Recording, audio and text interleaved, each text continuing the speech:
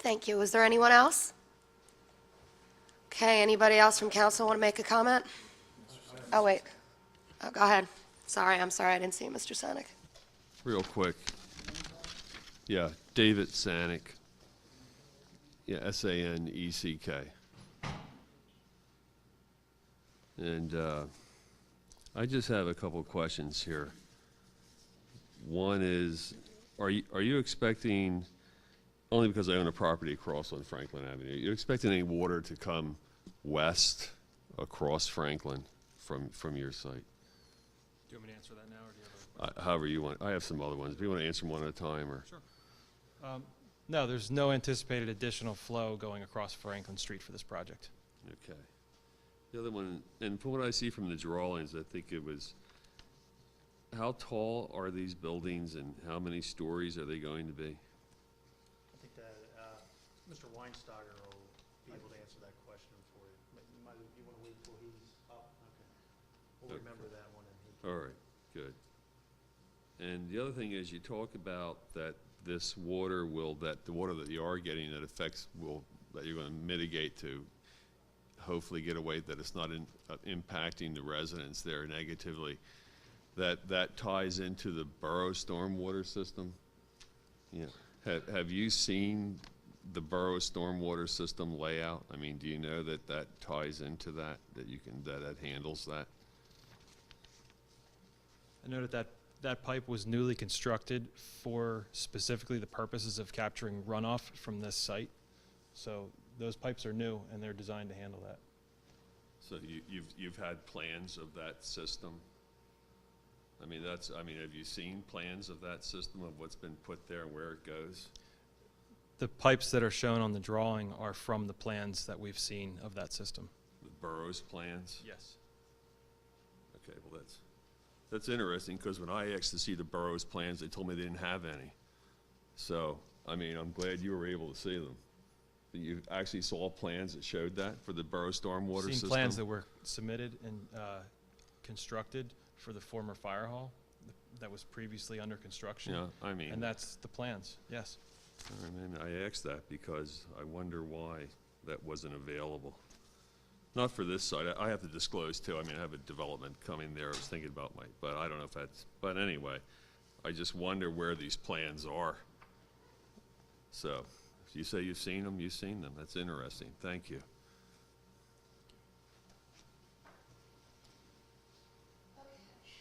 No more people for this round. Council. Chris. Thank you, Councilman Duda. Referring to the graphics that you've shown here about stormwater, I really want to clarify something. Your pictures are based on dated aerial topography, correct? 2010. 2010. No field verification at this time? There was not a formal site survey since the construction was performed for the firehouse. I'm a bit disappointed that you've put something on the screen that misrepresents the conditions at the site. The borough has done a lot of work to improve the stormwater across that property, and it's not represented in these pictures. What you've put on the screen, to my opinion, has inflamed the audience. And I'm not really pleased that that's how it was presented. Thank you. Thank you. Anyone else? Okay, do you want to bring your next witness? Sure. Mr. Weinsteiger he was present at the last hearing. He's here this evening to testify with regard to the last two exhibits. Why don't we start with Exhibit A19, which you don't need on the board. That is the market analysis. There was, I believe, a resident in the audience who had concerns whether there was a demand for this type of residential unit in the borough. If you have it. In your packet, there was a market analysis prepared by Bowen National Research dated January 28, 2014, and Mr. Weinsteiger can explain the details of that report. we just got this in on January 28th, so we didn't have it for the previous hearing. But Bowman National Research does research for many developers. They look at the need, do a need analysis for a lot of senior housing and market rate housing. In this case, they responded to our request, or the developer's request for an analysis for a 62 plus, age 62 plus development of 72 units on this site at the corner of Fillmore and Franklin Street. And I'm not going to go through all the details in the report, but I'll pan down to the end of the first page, where essentially they're looking at age restricted, and they look at 8 other facilities within the PMA, the primary market area. And of those 8 facilities, which are listed on the next page, Adam, if you wouldn't mind. It's French Creek Manor, Limerick Green, the Bard Complex, and a couple others I'm sure you're familiar with in the area. Every one of them has 100% occupancy. And in addition to the occupancy, the final column on the far right shows the waiting list. They range from about 25 households up to about 200 households, which means there's 200 people waiting to get into Episcopal House on Center Street in Phoenixville. There's 50 people waiting to get into the Bard Complex. On senior projects, that's significant. That's essentially saying that most of these people won't be able to get into those facilities in their lifetime. So there is a serious need for additional affordable senior housing within this region, and that's what's represented in this study. Further down that same page, it does cite that both population and household growth among those ages 62 and older is projected to be strong. Okay. Both population and household growth among those age 62 and older is projected to be strong through 2018. Most people don't realize that Pennsylvania is only second to Florida, the number of senior population, so it is growing. Third page really looks at the strong household growth is expected, again, to grow over the next 5 years, and does a little analysis on the capture rate, which is essentially how marketable this facility is. And I truly believe that the 72 units here would fill up within about 12 to 14 months of finishing construction. It's very marketable. And there's no question that this facility would be welcomed by many of the seniors in the area. As I mentioned in my previous testimony, 90% of the residents come from within a 3-mile radius of the site, either from other rental communities or substandard rental communities, or a lot of them actually have their own homes and just cannot maintain their houses anymore. So we see this as a viable site for a senior project, and we believe we could easily fill this up within a short period of time. And then our final additional exhibit that was submitted in, Exhibit 820, which are the plans for the St. James Place. These were plans that were submitted in with the zoning text amendment that created the senior housing use to be permitted in the MR district by conditional use. These were submitted by Church Housing Corporation. And Mr. Weinsteiger, as an architect, have you reviewed these plans? I have. And I guess, why don't you briefly describe what that is in comparison to what we're proposing? These were prepared by the NAB partnership for St. James Place, which is Father Evans, of course. It shows essentially a T-shaped building at the... Could you just hold on for 1 second? I have a question for the solicitor. Are we, can we object to any of these, presentations? Because I don't see how this has anything to do with what we're looking at right now. You can choose not to accept that if you want. Maybe the applicant's attorney wants to relate in how this meets one of the criteria under the zoning ordinance. What's the relevance to this?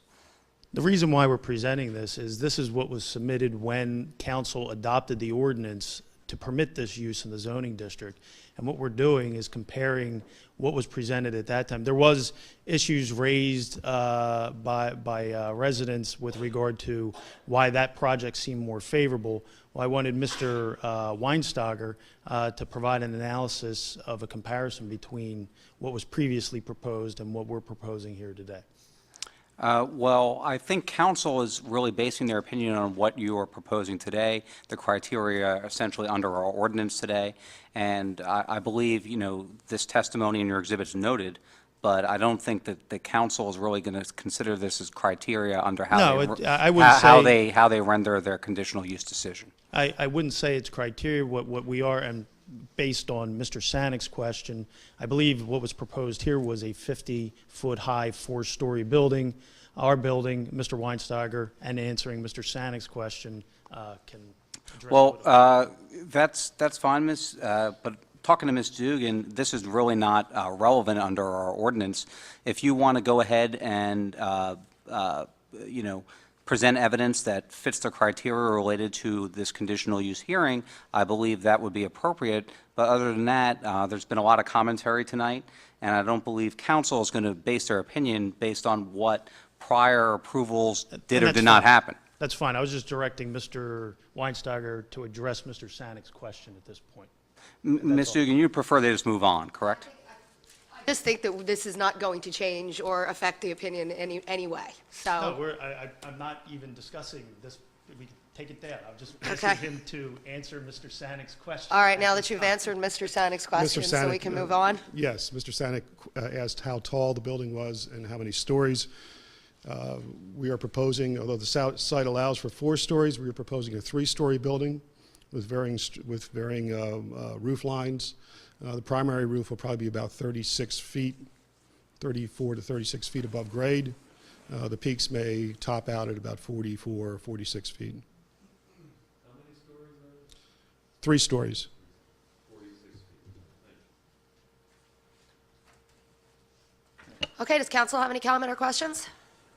Mr. Weinsteiger, I couldn't find it in Exhibit 19. What constitutes the PMA specifically? Is it the entire borough, or is it a radius of a certain mile? I believe, yes, I believe they go out 10 miles for their survey, for the preliminary survey. And this is 4 pages of a survey that will, or of a documentation that will eventually be about 100 pages. But this is just their analysis, quick analysis. So your best guess is about a 10-mile radius, That's- is what these numbers are returning? That's correct. yes. Okay, thank you. Anyone else on council? Okay, let's open it up to the public. Anybody have any questions for this witness?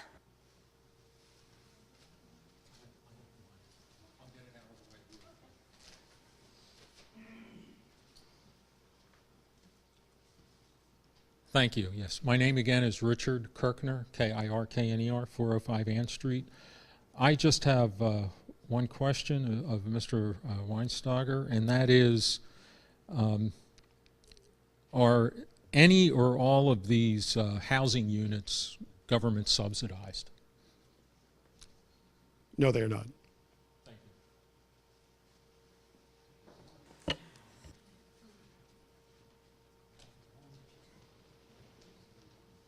Hi, Karen Coogan. I live at 5014 Swan Drive. Unlike most of the people here, I do not have a property that's going to butt this property. I just have served as on the election board at the 461 North for 15 years now, and I know the area and I know the people. Your last meeting, since this is a continuing, I can ask the question. Last meeting, you mentioned that there wasn't going to be any commerce or businesses in this building. Typically, when these buildings are built, there's a hairdresser that comes in a couple times a week, a little grocery store that might operate for the people, a banking person that comes in. These are businesses that would operate out of this facility if that's the case. Would that happen in this facility? That is not planned for this facility. This is a independent senior facility, 62 plus. These are mobile people. We anticipate that they would be downtown doing their business. We do provide a community room, a large community room with its own kitchen. There's birthday parties and the like. There's fitness facilities, there's computer facilities, but we do not provide any commercial facilities in these facilities. And then would the community room be up for rent? The people would be able to have birthday parties there from the community, so then it would be a money-making facility for the, That's not planned, no.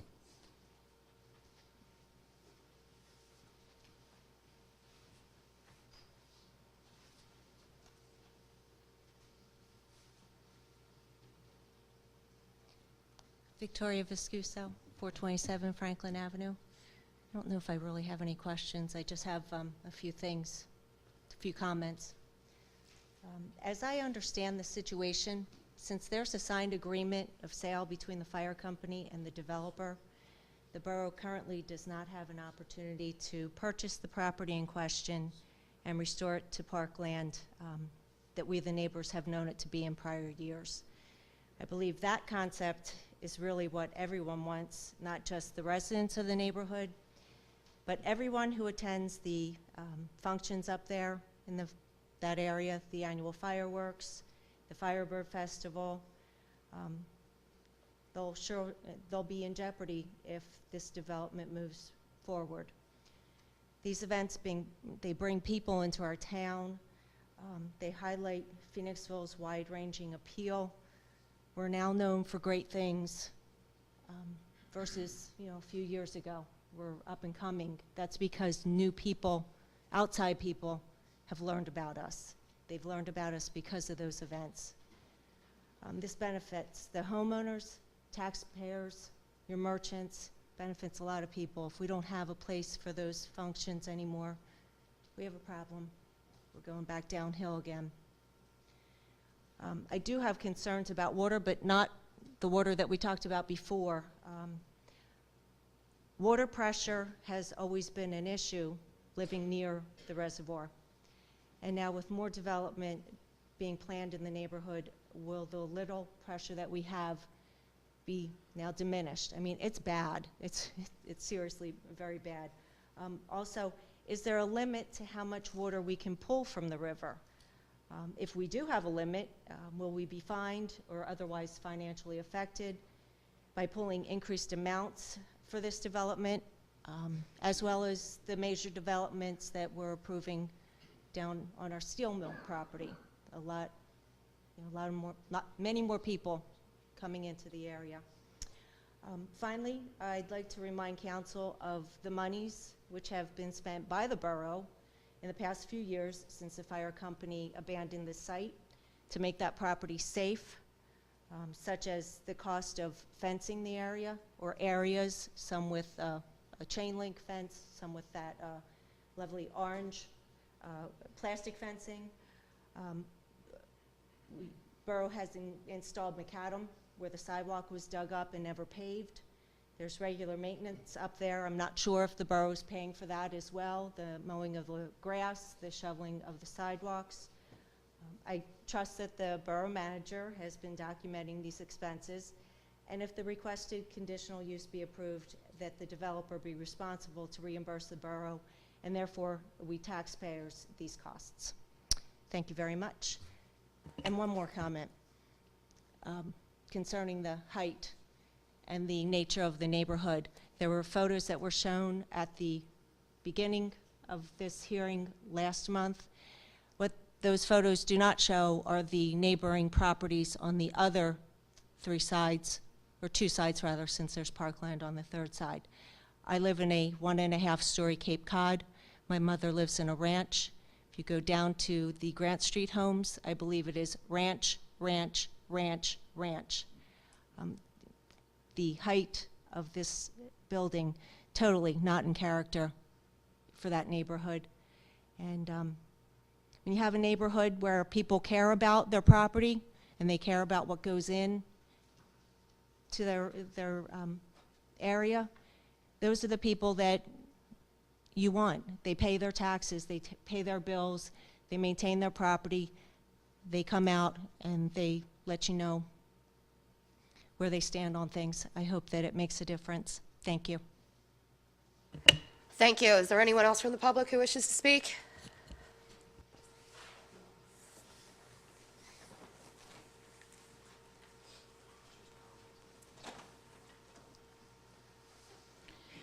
Marie Ashton, 432 Ann Street.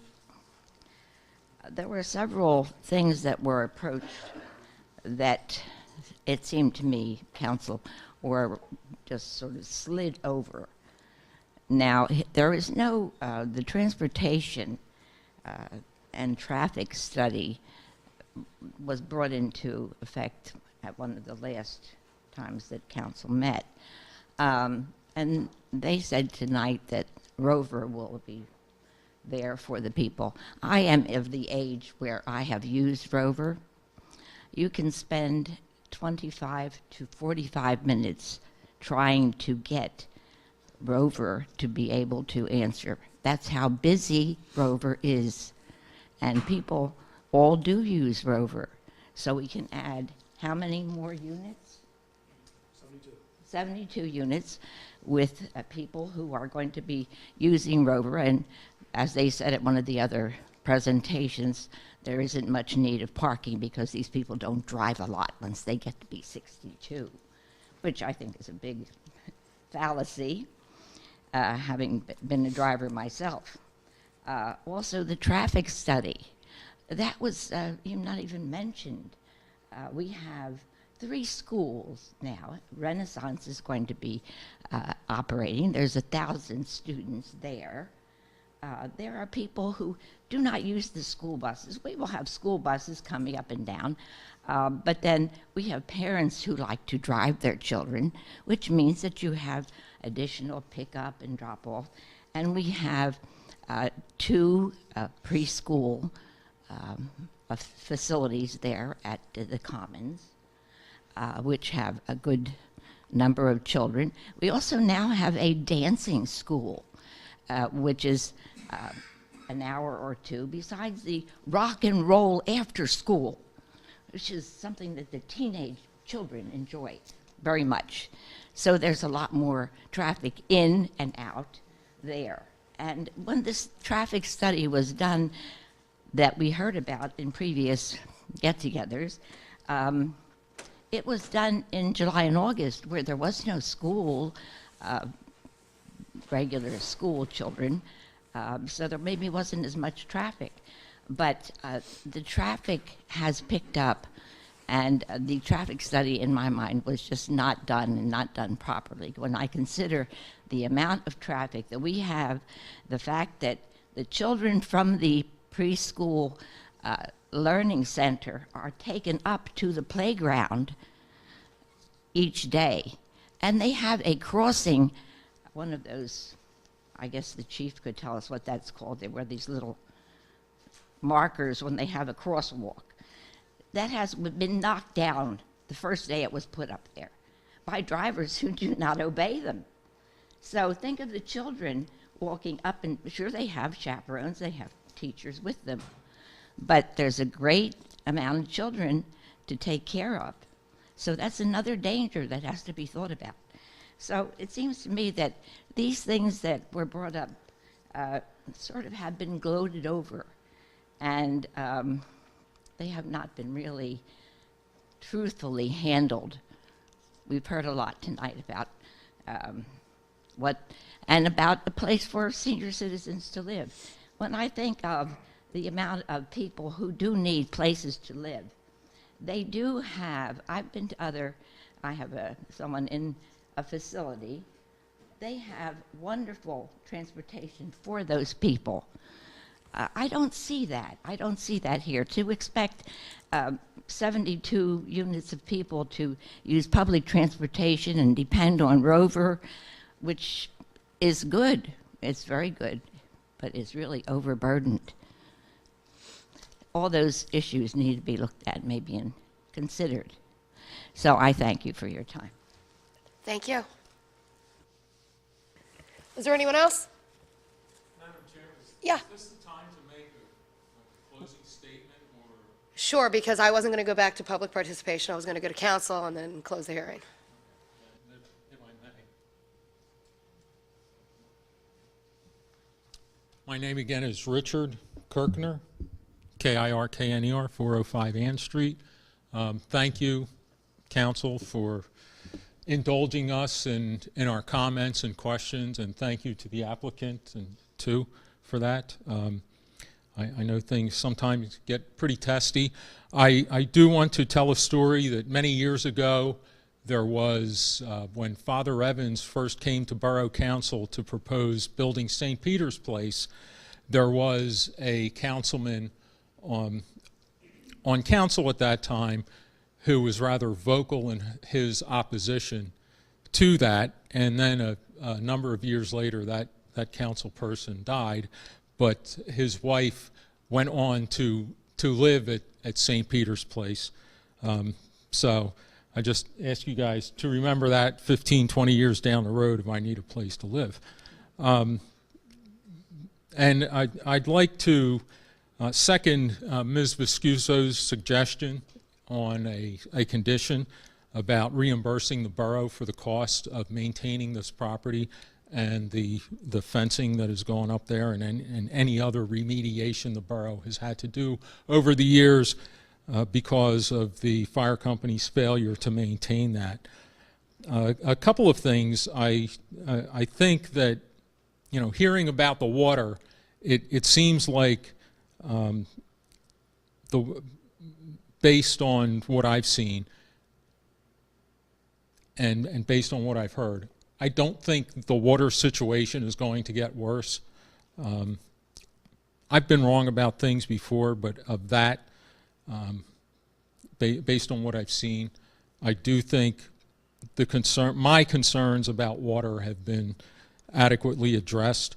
I do think there are a couple other flaws in this plan. If this is indeed the layout that the applicant is going with, I think that the units along Fillmore Street significantly alter the character of that neighborhood there. And we all saw the rendering of the Episcopal Diocese proposal and how those units were far removed from Fillmore Street, whereas these units are right along Fillmore Street, right across from the basketball court. Like I said, a ball bouncing on macadam is loud. And I'm the father of a now 20-something son, but he was a teenager at one time. And he'd stay up there. The park closed at 10, and sometimes he came home at 10. So, I do think that significantly alters the character of that neighborhood between Franklin and the Chico property there. You should give that serious consideration. I do think the configuration of the parking does not engender shared parking, as was the intention with first the firehouse proposal and then the Episcopal Diocese proposal. And I also ask you to closely read paragraph 5 of section L of chapter 27, 402, the multi-residential district, with regard to this transportation plan. I do think that what I've heard of the transportation plan, it does seem to be inadequate. I would like to read this carefully, and I would ask you to listen to it and pay attention to the last sentence and the 3 shalls that are in this paragraph. The developer of the facility shall submit to the borough a transportation plan which shall outline a transportation service for the residents of the facility to be provided by the owner or manager, which shall provide access to these services at reasonable intervals.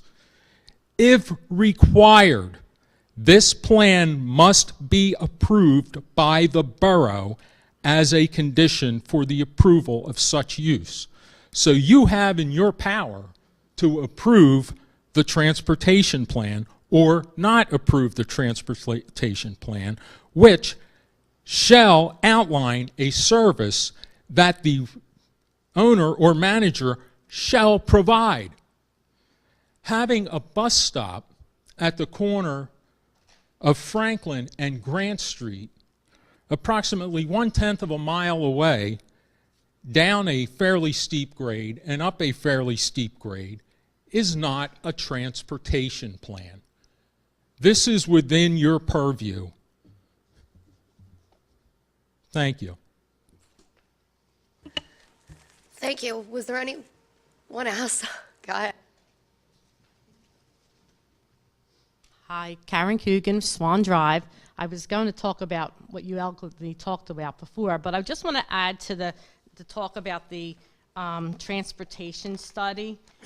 Fillmore Avenue, where the parking lot part of it would drain, the cars would drain out onto that.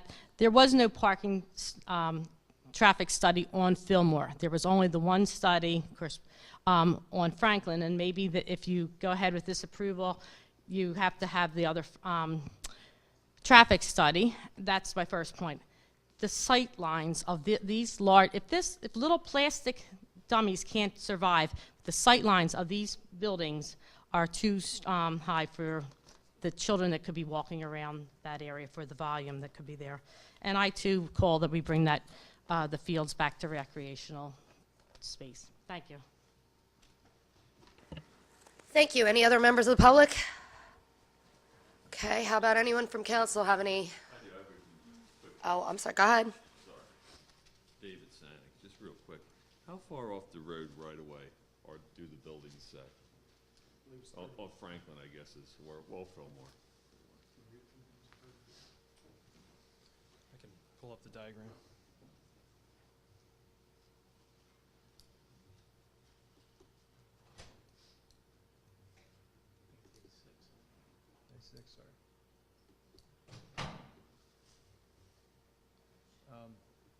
Are you, which one are you asking about? I guess the neighborhood across the street would be Franklin, so I guess Franklin would be the one that really impacts any. It's dimensioned of our building setback line being 25 feet, and as you can see, we're not quite there. We're closer to 30 feet. The requirement is 25. So the existing sidewalk, that's, okay, just trying to get There's where some, that is. there's some steps there that are coming off the porch in this area, Yeah. and our building's being held to that. Does that answer your question? So you're what, 30 foot off the road right away? Is that what you're saying? Yes, at least 30 feet. So the road right away is 50 foot there, so you're 10 foot off of the end of the road right away, is that it? Oh, sorry. So the road right away is 50 foot there, I think, for Franklin. So you're like 10 foot off of the edge of the road right away? The dimension that I referred to of 25 feet is dimensioned from the road right-of-way. As I'm showing with my cursor, this arrow that shows 25 feet begins at the edge of the right-of-way of the road to the building setback line. And that's behind the sidewalk, is that correct? That's correct. That's behind the sidewalk. So it's not the edge of the road, it's the edge of the right-of-way, which is an imaginary line that we can't see, you know, in broad daylight on the site. Right, it's 25 feet off of the edge of the road right away. That's correct. My other question was, the buildings are, I think, 46 feet high?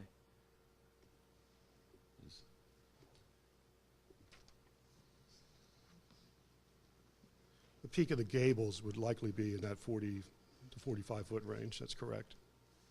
Do you need them that, go ahead. The flat roof area would probably be about 36 feet. If council prefers not to have gables, we can certainly do a flat roof. The gables are really there for aesthetic purposes. All right, I guess that's my question, because the neighborhood across the street is probably 25 to 35 feet, but, you know, it's anyway, that's all I have to say. Looking at the rendering, you can see we're essentially 3 stories. We typically go a little bit taller floor to floor because this is a multi-tenanted building to allow for the infrastructure between the floors, and we like to do 9-foot ceilings wherever possible as well, just to give it a more lofty feel.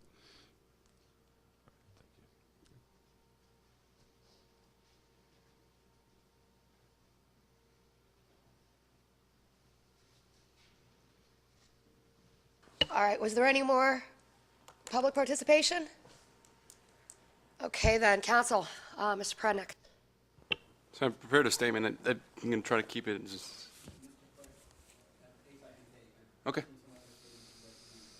I'll do my best. I tend to speak fast, so if I do, just kick me or shock me or something. So I've never before seen so much controversy and passion over land, a land that was here before all of us. As council, we have made changes to the laws pertaining to that land. We sold it, we permitted variances, and we cannot reverse time because we now... Slow down. Okay. No problem. We sold it, we permitted variances, and we cannot reverse time because we now don't like the outcome. I greatly respect the time of the citizens that have taken their time to come to planning and council to voice their concerns. I have read your letters and heard your concerns. It is human nature to resist and fight what we don't like, but how often do we get up and fight for something we like? We write letters for bad customer service, but how often do we praise good service? Have we heard from those in favor of the development of the land? I have only heard of one, and kudos to her, because it takes heart and passion to fight what you believe is right when everyone around you says you're wrong. We have the opportunity in front of us to make a choice. Do we continue to fight and delay a request that may be legally sound, or do we grant the request and look to make the best of the situation? I'd like to ask the solicitor a few questions. Number one, if we deny this request, what happens? If you deny the request, one is, let me be very clear, council does not need to make a decision on this tonight. It's a conditional use. If council chooses to close the hearing tonight, they have 45 days to render a decision. If say the council denied the decision, then the applicant would have the ability to appeal that to the Court of Common Pleas of Chester County. Thank you. Question number two. If the requester does choose to appeal the decision, what are our legal grounds and what chance of beating the appeal do we have? I don't think he wants to answer that public. Okay. Well, let me, maybe I can... Well, let me repeat the question so he has it. If the requester appeals the decision, what are our legal grounds and what chance of beating the appeal do we have? Mr. Prednick, I'm just going to jump in here really quickly because I don't think that's necessarily a comment for here. This sounds more executive session type of thing to discuss. That's fine. But that's a reasonable question, but. Okay, I can withdraw the question. That's it. Anything else? I mean, it can continue. Whether do we want to make a motion today or do we want to postpone it? I mean, I can continue my part. Ms. Dugan, For questions or comments here? Or like, are you finished? Because, I just want to close it. I mean, I can make my motion now or I can withhold it. Withhold it. Okay. Thanks. Anyone else? I'd like to make a motion then to close the public hearing on this item. Any discussion? All those in favor of closing the meeting? Aye. All those opposed? Okay, meeting closed. okay, and that was the public hearing, not the meeting. And you just asked me briefly, Ms. Dugan, just for the public to explain the process going forward, which I will do briefly. This was a conditional use hearing, which, you're off the record. This is just, right. Okay. This is a conditional use hearing under the borough's zoning ordinance. What the applicant has to do is meet a certain set of criteria that is described under this ordinance. What people may remember and the public may remember is I know Phoenixville has gone through an exhaustive zoning change recently, but this application was filed under the previous zoning, so you have to fall under the criteria described there. So what council's charge will do now is council is essentially acting as a quasi-judicial body, essentially like a zoning hearing board in discovering or going through this criteria here. So council can then deliberate in executive session, talk through the testimony they hear, receive advice from legal counsel and other professionals before rendering a decision.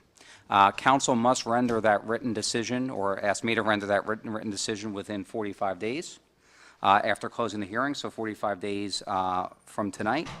And council will have a bunch of options. Obviously, you close the hearing, so you can approve the use as the applicant put forward. You can approve the use with conditions, or you could deny the use. So those are your options going forward, and I'm sure the public will hear more from Ms. Dugan and the rest of council related to this at a later time. Okay, just to close out this portion then of the council meeting, I think that the best thing for us to do is to go and discuss this in executive session at the end of the meeting as part of our regular executive session for meetings. So with that, I guess I'm going to invite Mr. Kovaleski back to take over the meeting, if he even remembers where we were. I guess real quick, so I'm clear, you're going to have an executive session at the end of the meeting. Is there a possibility you'll be rendering your decision tonight, or no? Good. I don't want to leave and then find out there was a decision. I mean, we'll leave, and the expectation would probably be that the decision would be rendered at the next meeting. Is that correct? I would assume that's what we're trying to do. We've got 45 days. Well, I mean, technically, you could go into executive session and then come out and.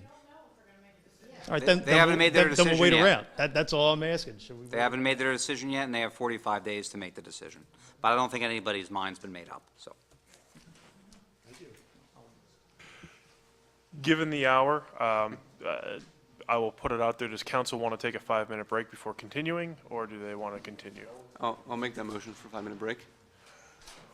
No motion. I don't necessarily know if we need a 5-minute break, a motion for a 5-minute break. I'll make a motion for a 5-minute break. Okay. Actually, more like a 10-minute break. I don't think we need a motion. Why don't we take a 10-minute break? It is now 5 of. Let us be back here by 5 after 10, no later. Thank you.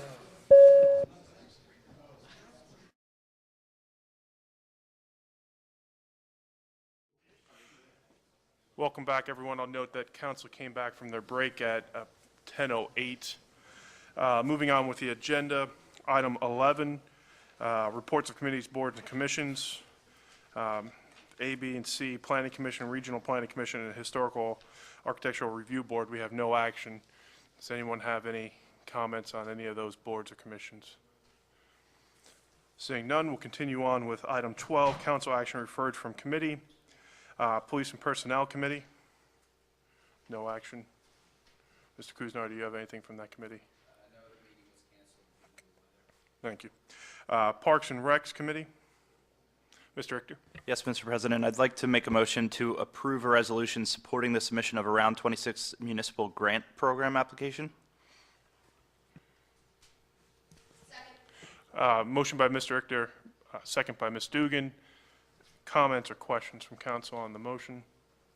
Mr. Bowers? Just clarification, is this targeted for police park lighting? Yes. Any other comments or questions? Seeing none, all those in favor? Aye. Opposed? 7-0. Mr. Dalton is not. Finance Committee, Ms. Dugan? All right, here a lot here to read, so I'll start off on the budget, the first 5.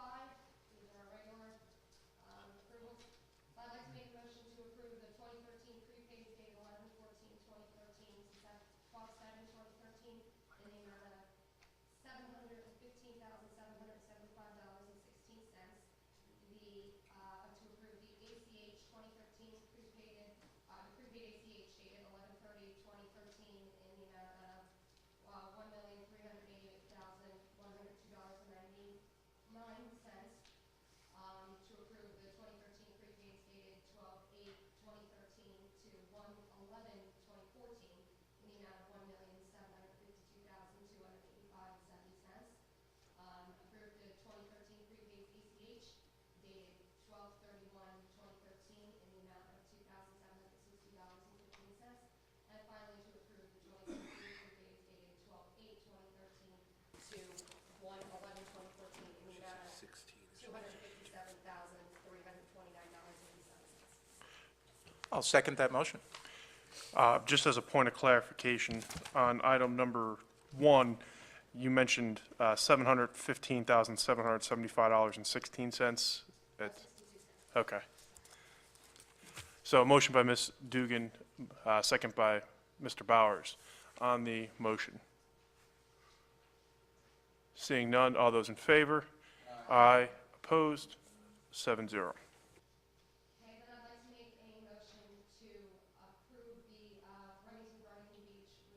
Ms. Dugan, if you can use your microphone.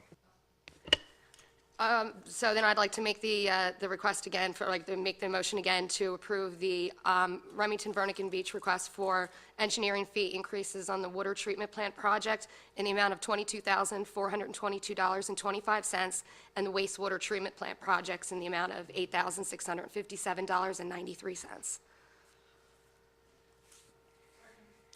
Motion by Ms. Dugan, second by Ms. Mayo. On the motion, Mr. Bowers. In committee, we discussed and received some additional background on the nature of these invoices from Remington Vernick Beach. What form is the corrective action with the borough engineer going to take? Is it verbal? Is it going to be written? Corrective action as to why this happened, why these invoices happened without the proper disclosure point in time when these expenses were being incurred. What transpired is one of those scenarios where we're tracking the financials for both of these two projects, and I don't remember exactly when it was, but I believe it was sometime in November timeframe. As I was going through there, I saw that in both instances that the numbers that they had originally provided for those two projects was coming very close to the end number that was in the original proposal that they had provided. And so I made a phone call to them and said, you've got to justify why these costs are there. We realize that there are going to be field changes. There's going to be things that are out of scope of work, which was in fact the case in both of these. And then basically I said, I'm going to have a pound of flesh taken out of me when I go to present this to committee, because we need to track this. You're the engineer. You need to tell me in advance that if there's going to be out of scope of work or changes moving forward, you have to, when you make such a proposal or such a change, you have to tell me what that cost is going to be. Then I can go to the committee and we can make a decision as to whether or not we want to move forward with that. That was all done in a meeting with them before they put the proposal together. I explained to them that in fairness, it wasn't fair to the borough to absorb the entire cost, and that I recommended that I could go to committee and feel good about getting half of that cost because you did in fact do the job. But at the other side, since you didn't give me the proper notification, you need to absorb the other half of that cost, and which is what they did in both of these proposals.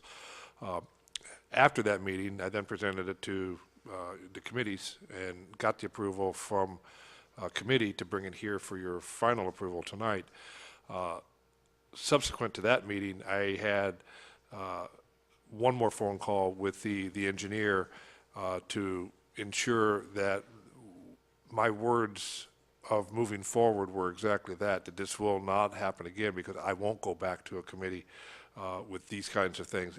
If that occurs again, they will in fact eat the cost, or there will be other issues that I would make a recommendation to council as it relates to the engineer.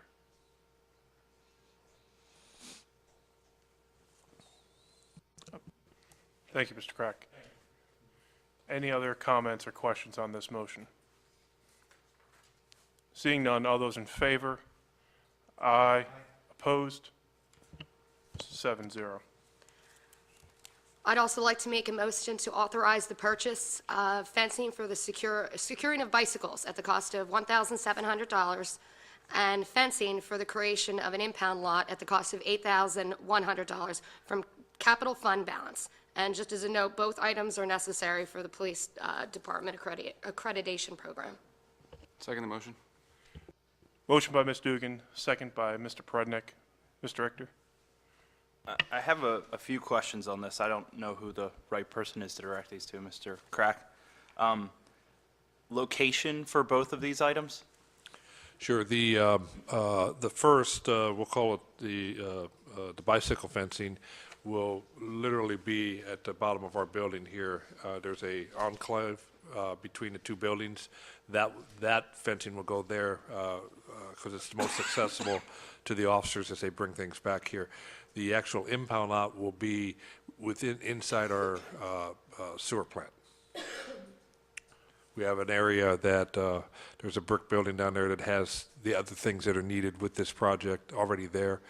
So this project will be filling in the remaining 3 sides. Will and the putting the bicycle gates. cage be under the cover out back or exposed? No, it'll be on the side of the building, and if you saw in the diagram, there's a little roof on top of that. And what is the difference between this bicycle cage and the one that we already have in the interior of the building? Oh, 2 different things. The interior is the working police bicycles and what have you. This is for those types of bicycles that are found, that are stolen and what have you. We have to account for them. Okay, a couple other questions. Any additional insurance impact for the borough? Do we have to provide No. any additional insurance coverage for either site? No. What about monitoring? That the impound is going to be rather remote. I saw that there's barbed wire in that quote. Any sort of video surveillance? I didn't see any lighting in that quote. I would just say that there is video surveillance involved, and it's already there. Any additional lighting? No. I think that's it. Thank you. Thank you. Any other comments? I just have one, based upon the discussion that came out of the committee, I believe this is located in such a fashion so that police can drive by and see into it, and from the road. What that schedule is, I don't know, and I don't think that's for here tonight, but, so there will be surveillance of this location. Any other comment? Seeing none, all those in favor? Aye. Opposed? 7-0. I'd also like to make a motion to approve the proposals for the converting the Civic Center boiler to natural gas and provide insulation on the interior piping. This is just a retread of something else we tried to do before, but wanted quotes on. Second. Motion by Ms. Dugan, second by Mr. Perednik. On the motion, Ms. Mayo? What is the final cost for this? There are 2 pieces to this. One is the bringing in the line from the street from Pico, and then converting the boiler, excuse me, to natural gas. That's about $4,500. And then the second is interior to the boiler room is a replacement and addition of the appropriate insulation. That is about $4,500 as well. So it's about $9,000 cost. Should the actual costs be on the agenda? It can be. I mean, you can. I think I put the documents in your packet. So Just, I guess, for the Yeah. edification of the public and for us to more easily see. I mean, all the other prices are on here, so that one should be on here too. I'm not trying to. No, I cause- totally appreciate that. Mr. Richter? Then Councilman Speck had asked for additional bids. Is this the bid that was selected? There's no other bids included in the packet, so I'm questioning, did we end up getting others, or this is the one that was selected? This is the one that, 2 things. One is we went out and polled 8 additional companies, of which only one has actually given us a proposal. The others declined as it was either too small or it was too big, depending on the type of company. But for Mrs. Mayo's edification and for councils and the public's, the first work with just the insulate and steam line manifolds, and that work is $4,842. And then the conversion and installation of the gas service is $4,980. And that would be with Scott A. Morton Services for both of those. Any other comments? Seeing none, all those in favor? Aye. Opposed? 7-0. All right, I'm going to skip down to 10 next, so I'll get back to 9. I'd like to make a motion to authorize the repair work on the roof of the lower water plant and electrical work at the Civic Center from 2013 funding to 2014 funding. Second. Motion by Ms. Dugan, second by Mr. Prednick. On the motion, any questions, comments? Seeing none, all those in favor? Aye. Opposed? 7-0. I'd also like to make a motion to authorize and provide the $3,000 stipend for an intern from the Westchester University to perform work with the Finance Department. Second. Who did that? Motion by Ms. Dugan, second by Mr. Prednick. On the question. Mr. Richter? Is there any documentation, Mr. Crack, as to what this intern specifically will be doing? Actually, if I could ask Mr. Neese to come up and explain, he knows exactly what the intern is doing. This intern is working on a project for us, and it's specifically looking at all the statistical data that is needed for us to complete a comprehensive annual financial report. Currently, we do an audit every year, which everyone gets to see. But this comprehensive financial report takes a look back at 10 years worth of data, and he's working, combining and gathering that data from a variety of sources so that we can look at this, doing a more comprehensive report. I don't know that we'll definitely get it done this year's budget, but he will have built the base so going forward in our annual audit that we can put that together, and it's going to move us very far along in getting to there. Are we going the intern route because it saves us money and we're doing a community service, or could we spend $3,000 and have a professional do the same thing? The real answer is probably neither one, in that we're using the intern because the school has contacted us, and it's a student who's wanting to come and do a project specifically to gain a certain level of knowledge. And I try to spend several hours a week with this student in helping them not only gain knowledge in the specific area they're working on, but gain knowledge in general government pieces. The advantage is it's probably something we would not spend money on, but we're getting a project that we really need done, but we probably would never have done it just because it wasn't time, or because it would have cost a lot more to ask somebody else to do this data. Any other comments? I have one, actually. It's just something that I was thinking about when we approved this in finance. I'm wondering if it's something that, if we're going to do this, because it's the second year in a row we've gotten an intern to help with something in a certain area, and I was just wondering, how do we award these things to interns? If we're actually paying for these people and not just, letting them do their project, it's for school here. Shouldn't we make this more competitive and not just go to Westchester or whatever? There's a lot of colleges around here, and I'm sure people need, to do their intern work someplace. And I just feel like we get the intern, and they might be willing to do it for nothing, and then we turn around and pay them, and it just feels very backdoor to me, and I don't generally like it. I mean, I just kind of feel like in the future, we should absolutely put that out there for more people to apply to if we've got a position like this, or kind of a position like this.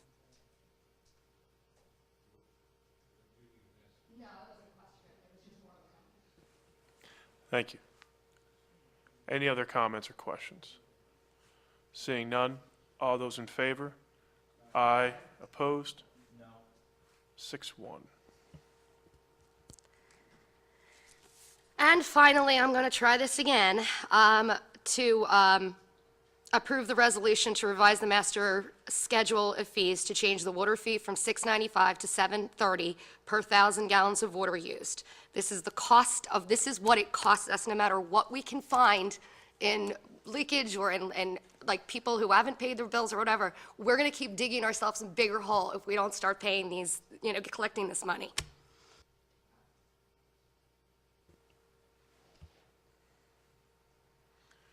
Seeing no second? No. Okay, moving on.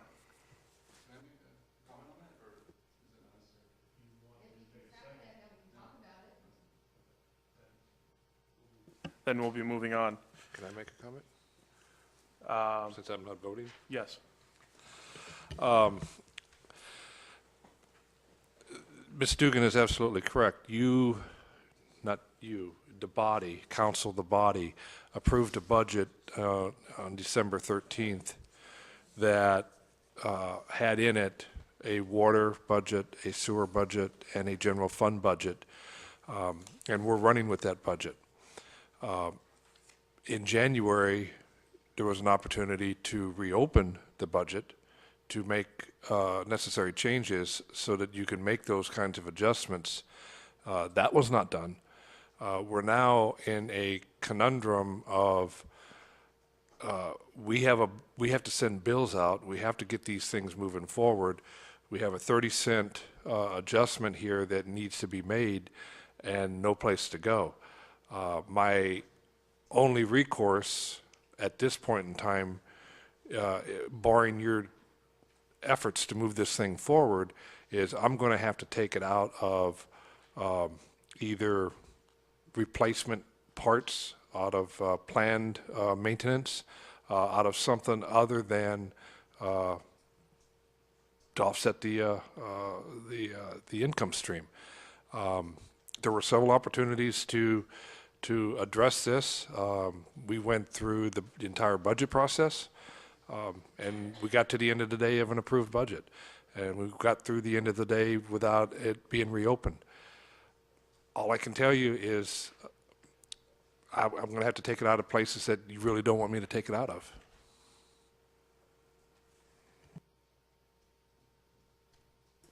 Thank you, Mr. Crack. Infrastructure Committee?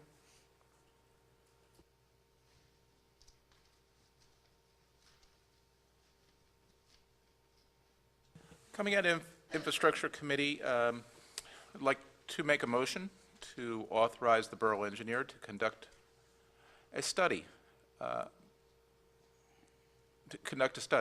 consistent with Act 57 of 2003, to evaluate the current sewer tap-in fee. I'll second. Motion made by Mr. Bauer, seconded by Mr. Richter. On the motion. Ms. Dugan? Could you explain this to me a little further? This is not one of my committees. Yes, ma'am.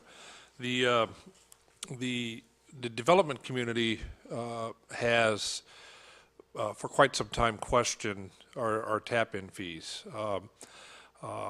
Water, we were able to make adjustments that allowed for, with increased density, there was a scale of reduced water rates per EDU. Sewer, on the other hand, through the Municipal Authorities Act, requires that the engineer do an actual assessment of that. What we have here is the development community asking that council take a look at those fees. They're $4,100 per EDU. If you take Madison at French Creek as an example, 350 apartments times $4,100, that's a very large number that has to be paid. And the intent of the EDU is not to be a moneymaker in the sense that it's just a set aside. It is a very defined mechanism that looks long-term down the road as to what you're doing to your system, what you may need to do to your system down the road, and those things that are associated with the sewer system. That analysis is well over 10 years old and does need to be looked at. Recognizing that council had not included that in its budget, and recognizing the need of the developer questions, they have proposed a willingness to pay for that. Thumbs up, thumbs down, doesn't matter what the end result is, higher or lower, but a fair assessment of what the EDUs are. This tonight, what you would be voting on is the approval of us putting an agreement together with the development community that would pay for what the engineer does, and then with those numbers, bring that back to Borough Council, and possibly, a little tongue-in-cheek, but possibly bring back a master fee schedule change as appropriate. Mr. Bowers? Thank you, Councilman. We did ask if this could be a study conducted by an intern as well. I believe the Act does not permit that. The Act requires a professional services to certify the study. Correct. And secondly, just question and clarification. This was to be a shared cost with owners of property in the French Creek corridor. Some of that ownership has changed. Do you know if that puts in jeopardy the funding of this study? I don't believe so. I can almost safely tell you, as I sit here today, either one of them would have absorbed it themselves. I always try to find that middle ground and look at it from a shared perspective. You are correct. The ownership of what we commonly refer to as Parcel Q or Madison at French Creek has changed hands. Berwyn Property Group has sold that to a component of Toll Brothers. I have not had the opportunity to talk with anybody from Toll Brothers as of yet. The weather's been sort of a problem for us getting communications, but we will have that I will have that discussion with them. In either case, I know that that the shops at French Creek unto themselves would take care of this, but the goal is to try and find if both parties would share the cost. Any other comments on this motion? Ms. Mayo? Just to clarify, will this study give us the numbers that we should be charging for sewer tapping, and like individually and as several different units? There's two definitions on the EDU. The one is the EDU that is defined by DEP, which is the equivalent dwelling unit number, which in our case happens to be 238.5 gallons per residential, in the case of residential, per day. That's a number used to ascertain how efficient our system should and can be. Our plant is rated at 4 million gallons a day. We know that we average somewhere between 1.8 and 2.2 million gallons on different times of the year. That number goes up when you have storms because of infiltration and inflow, but that number's intended to keep us on point with our licensing with DEP for the sewer plant. The EDU tap-in fee is intended to supplant your long-term objectives with your system. You put something into the ground, you're adding something to that. What's the net effect of those 350 apartments at Madison, or the 275 apartments at the shops at First Creek, or Fillmore Village, or Fairview, or Northridge? What is all of that impacting on that system? And that's what those the EDUs are set aside to do. They're not part of the operating budget. Any other comments? I have some comments on this. When we discussed this in committee, the intent and what we voted for in committee was that the borough would not absorb any of the cost to complete this study.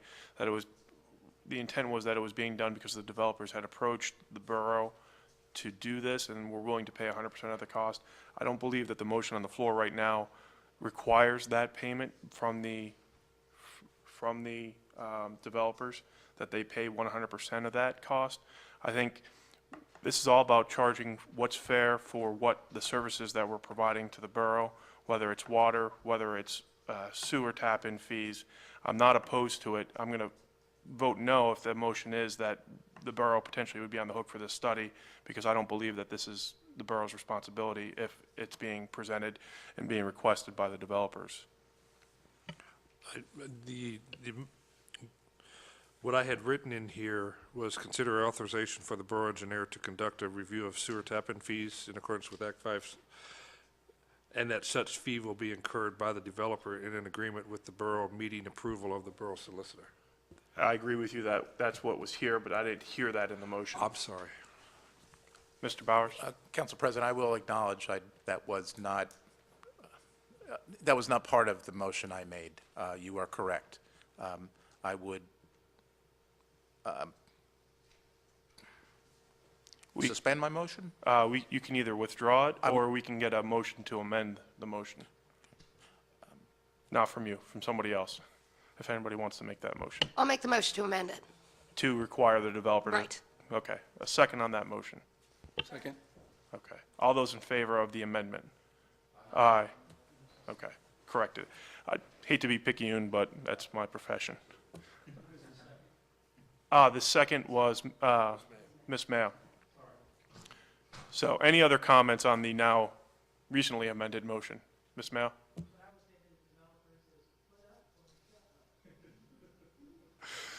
Any other comments?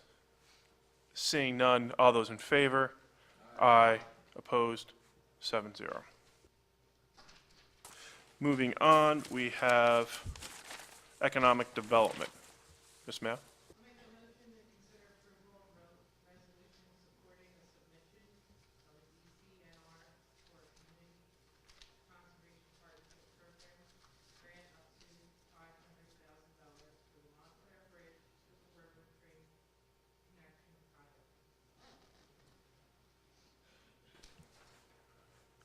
Motion, do we have a second?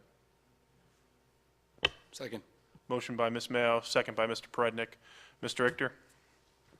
Mr. Crack, is there any sort of match for this? I did not see one on the resolution page. It is a 50% match. But we have that. We have what is called a CMAQ, Congestion Management Air Quality Grant, not grant, earmark from 1999 that we still have available to us. That would be the match to this. Nothing from an existing capital fund. Correct. Any other comments? Mr. Bowers? How is that represented in our statement of accounts? Where is that shown? It's not, because it's not awarded. It's a line item that is in the Transportation Improvement Program that is maintained by DVRPC. So until they award it, it actually isn't allocated to our accounting procedures. We know we have it because it's awarded to us, but until we get an agreement with DVRPC, it just hangs out there. That's just the way those things work. It's been on the tip. It's been on there since 1999. It was originally targeted for the Schuylkill River Trail.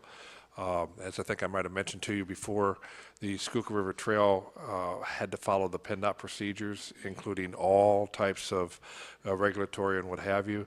That Schuylkill River Trail piece in the borough, using that process, using that CMAQ funding, would have ultimately cost us about $1.7 million. Now, the CMAQ can go up because PennDOT can allocate additional dollars to the CMAQ. But the fact of the matter is, it was just too burdensome. That is why William Penn put $10 million on the table to DVRPC without those restrictions. We got both grants, round 1 and round 3, to do the trail for a total of just under $700,000. So it saved a lot of time. It saved $1 million in excessive costs, and it still kept us in line with that $500,000 construction. $500,000. It's actually about $700,000 if we were to use the utility and the right-of-way, but we don't need to do that at this point in time. So we met with PennDOT. We met with DVRPC, Chester County, Montgomery County, Upper Providence. As you may recall, we did the feasibility study, which was funded by round 2 of the DVRPC funding to actually do the feasibility of whether we could even do this or not. That has come out and said that we can. PennDOT is now on board. They want to make that connection between Montgomery County and the borough using the bridge and using the program of scope of work that was provided for in the study. We don't believe it will be 500,000. We think there's some, the numbers will be less, but at the end of the day, to answer your question, there's nothing on the borough other than once this thing moves forward, we'll ultimately get a contract with PennDOT through DVRPC for what will happen is just like streetscapes. If you recall, we had 6 different funding streams at one time. When the contract was finally let for streetscapes, it was one contract. PennDOT took all of the funding streams and put them into the hopper, giving us only one contract to have to deal with. That's what this would do. Thank you.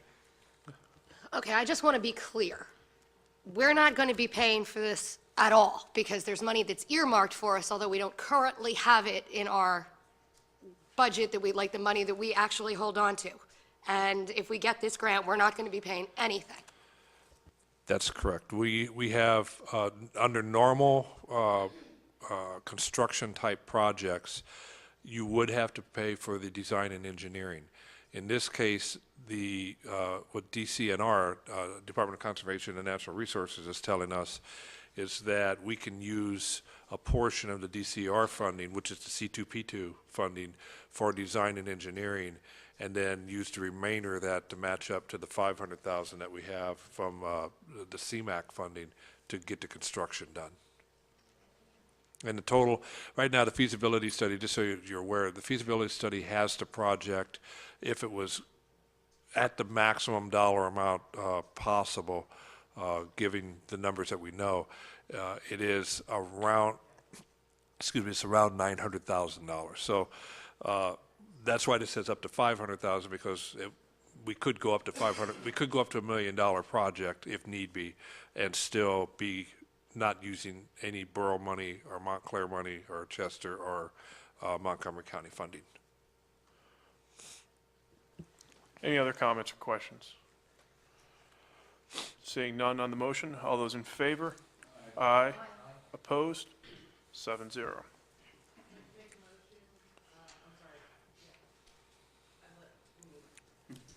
Ms. Mayo. Glad that all wasn't on tape because that was terrible.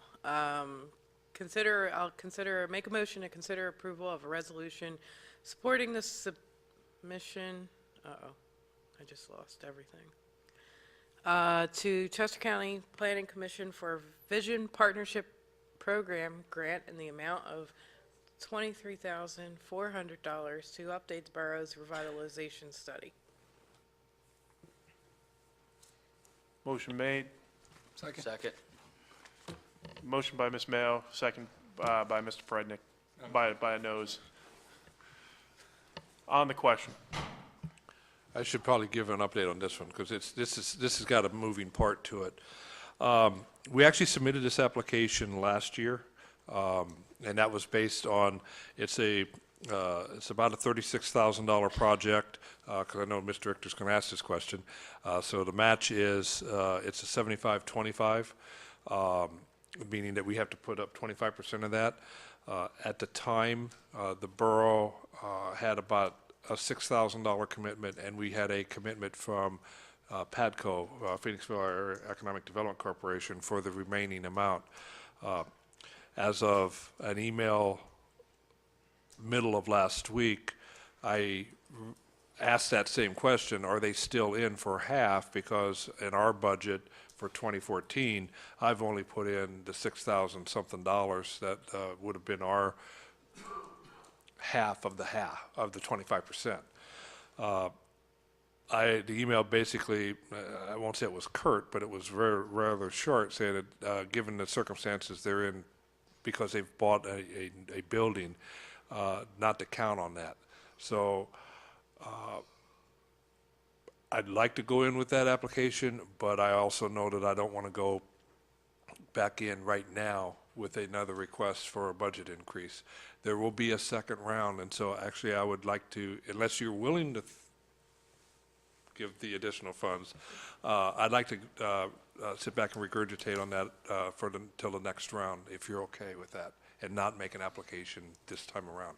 The next application would come out in June, and that would give me time to be able to tell you, maybe we change the scope of work, maybe we reduce the numbers and get a scope of work that is more close to the number that's already approved. But I can't, in good faith, submit the application unless I know that we've got the 25%. And Mr. Crack, I just want to clarify the number because 23,400, the amount that you have on here, it's a 25% match, which would mean 5,850. You said that we were going to try to split that, which would be 3,000, not 6,000. the actual project is 36, I believe it's 36,000. And so a 75-25 match. Okay, so this is, what's the 23,400 That's the representative? 75%. That's Okay, that's their piece. That's Okay. the county's piece, correct. Thank you. That's your friend. That's your friend. This late, I'm getting fuzzy math in my head, but I know that I don't want to,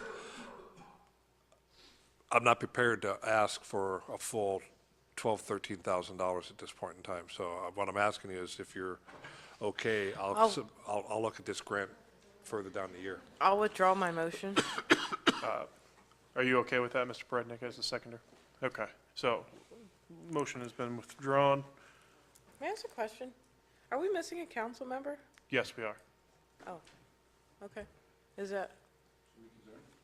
Yeah. To my knowledge, he is in the room behind us and is having a conversation and has advised me to continue with the meeting when we were coming back from break, which is why I brought the meeting back into session. Okay. Can I make a motion to approve the Beautification Advisory Commission, adopt a planner program and brochure? And I believe that the brochure is included in our packet. I second the motion. Motion made by Ms. Mayo, seconded by Mr. Prednick. Mr. Richter? Mr. Crack, any idea how much this is going to cost? I believe it's a whopping $50 out of, yeah. Which I believe was the printing cost for the brochure. That's correct. Okay. We're printing it in-house. That's correct. Don't tell Steve that.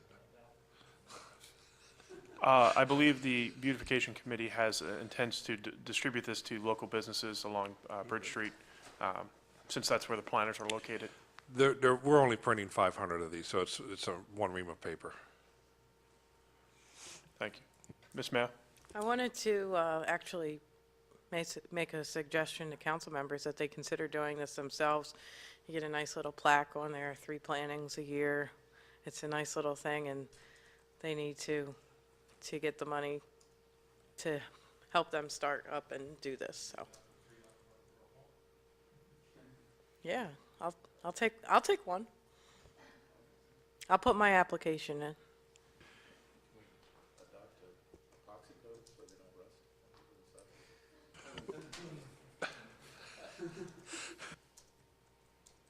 Any other discussion on the motion? Seeing none, all those in favor? Aye. 8-0. Policy Committee. Yeah, welcome back. Right.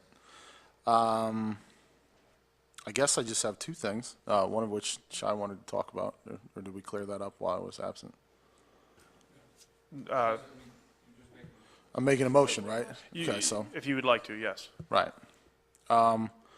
So I guess I'd like to make a motion to consider the scheduling advertising a public hearing on March 11th, 2014 for a proposed ordinance amendment to Chapter 24 Taxation Special, Part 5, Local Economic Revitalization Tax Assistance, which is LERTA, which subsequently came out of our committee 2-0.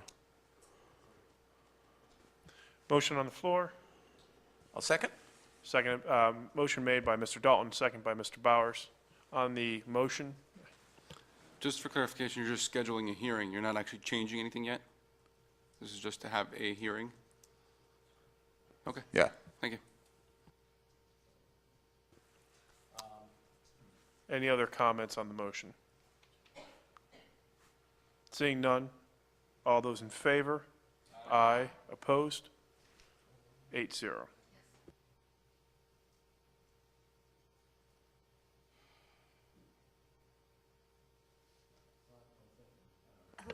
I guess, so the second thing, I'd like to make a motion to consider a policy that all zoning hearing board and conditional use applications go before Borough Council with a copy of the application being sent to the Planning Commission for them to be aware. Should council need additional information, they will send the application to Planning Commission for their recommendation, as recommended by my committee, 4-0. We have a motion, Second motion? seconded by Mr. Bowers. On the question, Yeah, I'd like to make a comment. Mr. Perednik. So if you guys don't mind, I'll read again, and I'll try to go slow this time. So we have before us a policy change that aims to speed up and streamline the development process. While I'm in favor of progression and growing our town, let's step back for a moment. Over my year on the Planning Commission, I've had the pleasure of reviewing everything from napkin sketches to conceptual drawings to final plans. While many of these were great plans, many of them were not. There were also many that did the bare minimum required to break ground. So ask yourself, what would happen if you approved the bare minimum? The Planning Commission has the time and opportunity to ask the developers to exceed the bare minimum and go above and beyond for the benefit of our town. They compare the proposed plan to others and search for common ground to help guide us to a beautiful and planned-out town. A more focused forum is also provided for residents to voice their concerns before the permit gets lost in council decisions. I fear that if we approved this policy change, we open the floodgates to conditional use permits and our council packets will grow. Will we honestly have the time to review each permit put in front of us? What will be there to challenge the developers and ensure the requests for variances are valid? So let's step back for a moment and take another look at how we can streamline the process for everyone. 1, we can start by moving the planning meeting to occur before council meetings. 2, we can be more transparent and post the conditional use permits to the public when they are submitted so that residents have time to form opinions and voice concerns. 3, we can ask the borough management and staff to form a committee or team dedicated to streamlining communications and processes. As council members, we owe it to our people to make well-informed and educated decisions that benefit our great town. And with that, I'd like to thank you for your ears and motion that we table this change till the aforementioned and other options are considered. On the motion to table. Actually, can I just have a question first? We have to deal with the motion to table first. No, your motion to table. I'm looking for a second, if there is one. Seeing none, the motion to table dies, so we can continue with the discussion on the original motion. Ms. Mayo? I have a question. I'm not sure, I'm not getting what you're saying. It seems like it's two different things. Sorry. It seems like it's two different things what you're saying. This is only conditional use applications that are going to be coming to council first. This isn't everything that goes to planning. No, I understand it's not everything that goes to planning, and I know the planning will still have other duties that they need to fulfill, but my concern is the conditional use permits now allowed to go directly to council. Again, I just kind of reiterating what I said before, sitting on planning for the last year, we had the pleasure of reviewing plans, napkin sketches, final plans, anything that was leading to a conditional use. Developers brought it to planning well before it was conceived, before they had a builder in mind. We got an opportunity to view that plan very early, and as a borough have influence into that plan as it moved forward through the processes. So I think in that sense it was very beneficial. I understand the need to streamline the process, and I think we can streamline the process, but I don't think removing the conditional use from planning is an option to streamline the process. Because I also think that,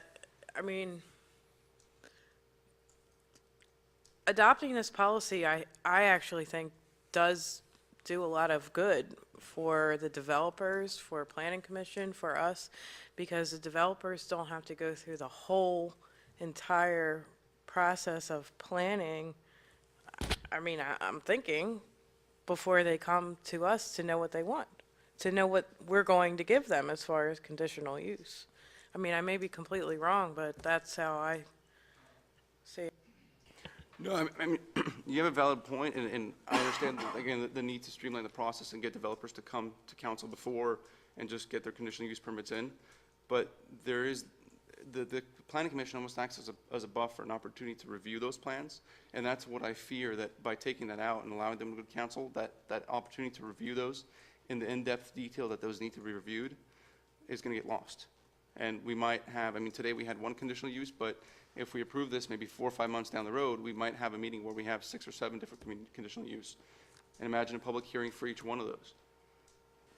So that's again, my concern is we'll be doing our due diligence if all the conditional use come to plan. I just think that they're going to get here no matter what. It's just a matter of, do they come here first or after the fact? I mean, I think they're going to get here anyway. Ms. Dugan? I'm just actually, oddly, I kind of feel the same way that it should go to planning first, just because I feel like, I mean, look at the time now. This is 2 months in a row we've done this because we had a conditional use thing. And if we get a lot of them, I feel like we're not going to be able to schedule them well, give it enough attention. I feel like it's just going to be a disaster. I mean, I think it's just going to be so many more people, and we could just get, like, I would rather see it at planning first, have them work out the kinks or whatever, and then come to us before, but that's just where I stand on it. Mr. Bowers? Well, as it's written, it's 8 of us making the decision. It's not a public hearing. Is that correct? Well, you're, on the zoning, that's true, because all you're doing is you're deciding whether or not you're going to send legal representation to the zoning hearing board. With the conditional use, it is in fact a conditional use hearing, as was explained earlier tonight. I think what gets lost in the equation, and that's why this came up in the policy committee. In the time that I've been here, I've seen numerous things like this come through the planning commission, and the intent, there's a separation of subdivision and land development and use, and a developer, when it was going through the planning commission, was spending a lot of money and a lot of dollars putting together plans to show what they were trying to do, when what they really want to know is that use going to be authorized? That's what they're asking. If it's not, then they're not going to spend the dollars to put those plans together. So there is a complete difference between an application for conditional use and zoning hearing. We do make notification in these cases for zoning hearing board. We have to notify all of the people around the residential area. We make notification for conditional use. We advertise. We do all of those things. It's a streamlined process. There was a cost incurred to send them to the planning commission, plus the time involved in sending them to the planning commission. That was really unnecessary. I do understand that in days past, previous councils and previous planning commissions ran people through the gamut. Our feeling is it's an unnecessary requirement to make them go through that hurdle. But it's ultimately your policy, and that's, at the end of the day, that's why we bubble things up through policy committee and then out here onto the floor to have a good discussion about, is the process need of change? We think it does, but if you don't get enough votes tonight, then it's business as usual. Any other comments on this? I do. I've got a couple comments that I want to add, just from my discussion at the policy committee. We're not stripping the planning commission from ever seeing a conditional use. What we're doing, or what we're recommending that be done as a policy committee, is that the conditional use come here first, because we're going to be the ultimate arbiters of that conditional use through the conditional use hearing, regardless of whether it goes to PC first or whether it comes here first. What we have the opportunity to do by doing it if this change is approved, is to say as council, this is a use that we do want in this location, wherever that location may be, or this is a use that we do not want, or it doesn't fit the conditions, because of that we do not want it. If it's something that we do want, and we want additional comment or additional clarification as to how the plan would look, we always have the option to kick it down to the PC for their comment, so that it comes back through us with their comment. But this is geared towards the conditional uses, not something that is a bigger conditional use, like I believe Gene mentioned when we did the Madison project. That was a huge conditional use. It was a huge project. The PC's comments on that project, personally, were invaluable. This is geared more towards the conditional use where it's a small use or it's a limited use or it's something that is on a much smaller scale than Madison. If it is something that is on a larger scale, like I mentioned before, we have the ability to kick it back down if we decide to as council, so that what we're doing is giving the developers who I think we want in developing reasonable and rational development, the opportunity to come to us before they have to spend tens of thousands of dollars on plans, on engineers, on other professionals, to even understand, to get an idea of whether or not this is a use that's going to be permitted. That's all it is. It's not circumventing or removing from the Planning Commission authority, because we always have the ability to send it back to the Planning Commission. Mr. President, it's a valid point, but my concern is we would be setting precedents depending on the size of the property. So you have many properties will come by. What do you deem? Where do you draw the line as what is a small property? What is a medium property? What is a large? And then how do you then define and set those framework in place so that when future people come in, they know, okay, they're classified as this large, they're classified as a small, they're not going to go to planning. And then if we actually they come here and then we end up setting the planning anyways, then we're just delaying the process again, same as before. And again, I just want to share with you guys my experience a year on planning. I know that's not a lot, but I know coming from planning and being there a year, we got a lot of plans that were ready to go to council, and there wasn't issues. But we also got a lot of ones that were not ready. There were simple things moved, like where trash cans were placed, where who would have to plow that part of the street, whether sidewalks were put in or not. A lot of minutia and little details that, as council, I don't think we have the time to go into those details. Nor do we have the people that have that experience like we do on planning. Just my opinion, again. I understand, and that's not conditional use hearing. That's not what the conditional use hearing is about. The conditional use hearing is whether or not they meet the conditions to have that use there. That's subdivision and land development, and they would still need to do that after the conditional use was approved, if the conditional use was approved. Ms. Mayo, did you have a comment or no? Pretty much so. Okay. I just think that, it really actually is the proper way to go. And I think that we can still work out, we still have the ability to work out the minutia later in the planning commission, but this will alleviate some of the developers' need to spend, like you said, tens of thousands of dollars up front before they even know if they're going to get approval. Mr. Bowers?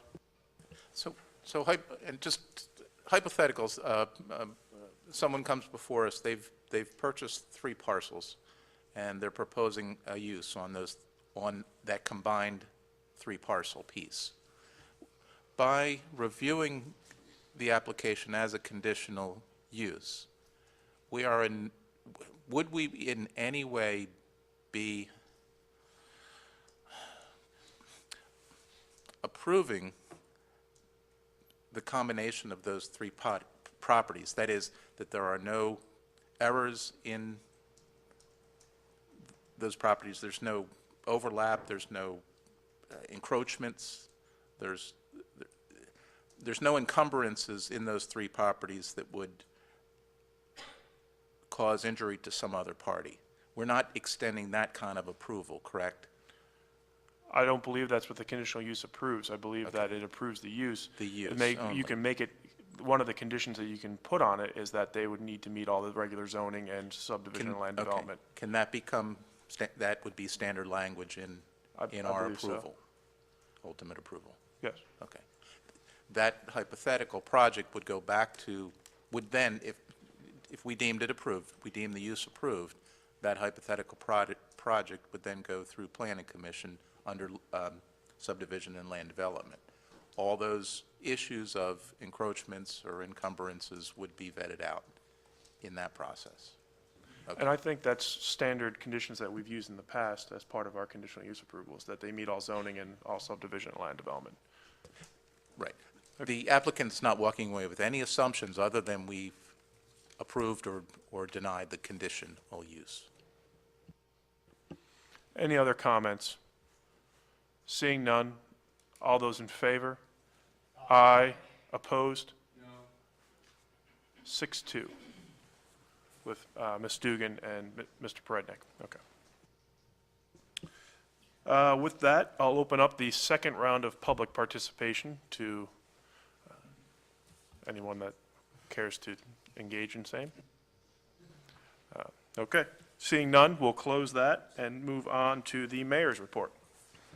Thank you, Mr. President. At the start of today's meeting, Chief passed out our 2013 Phoenixville Police Department Annual Report. If I could take a few moments, I would just like to read into the record the summary from the mayor. It is my pleasure to submit the 2013 Phoenixville Police Department Annual Report to the Phoenixville Borough Council and general public for review. The police department is committed to maintaining its outstanding professionalism. Under the leadership of Chief William Mossman, training and continued education remains a key focus of the department. Past changes in the department, such as the 12-hour shift and the bike patrol, continue to be well received by the department and the public. The department's roster lists 28 full-time officers, 7 of which are certified and trained bike patrol officers.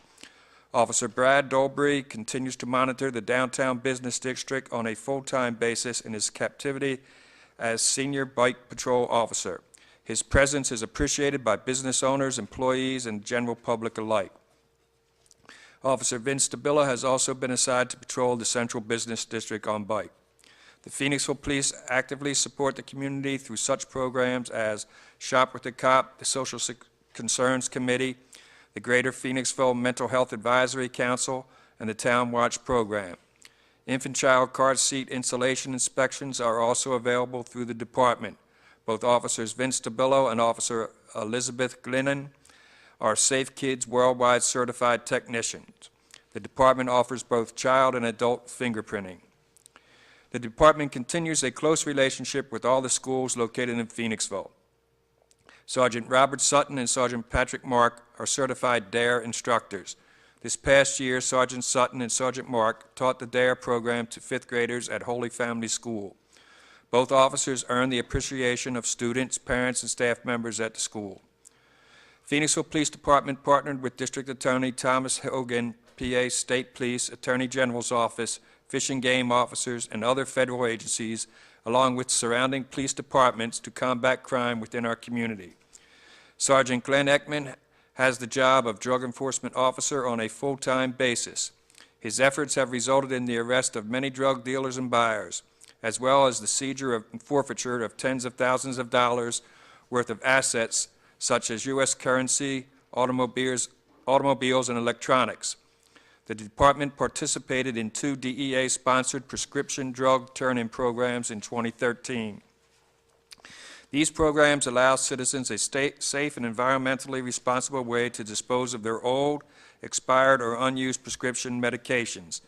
A permanent prescription drug turn-in box is now located in the police department lobby. Our detective unit continues to be one of the best in Chester County and is often called upon to assist other police departments.